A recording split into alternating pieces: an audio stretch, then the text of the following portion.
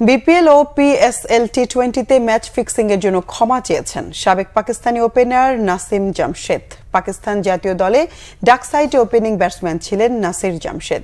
মারকুটে opener Bangladesh premier league টি20 খেলেছেন এবং সেখানে ফিক্সিং এ জড়িয়েছেন। 2016 সালে রংপুর রাইডার্সের হয়ে ফিক্সিং এর চেষ্টা করেছিলেন এবং জুয়ারিদের কাছ থেকে টাকাও নিয়েছিলেন।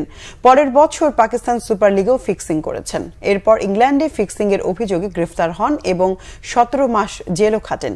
ফিক্সিং এর সাথে জড়িত থাকার অপরাধে পাকিস্তান ক্রিকেট বোর্ড তাকে 10 বছরের নিষেধাজ্ঞা দেয়। শেষ হয়ে যায় তার ক্যারিয়ার। সম্প্রতি সোশ্যাল মিডিয়ায় নিজের ভুল স্বীকার করে ক্ষমা চেয়েছেন নাসির জামশেদ। নিজের ভুলে ক্যারিয়ার কলঙ্কিত করেছেন সে কথা বলেছেন। সেখানে নিজের মেয়েকে পরিচ্ছন্ন ক্রিকেটার বানানোর প্রতিশ্রুতি দিয়েছেন।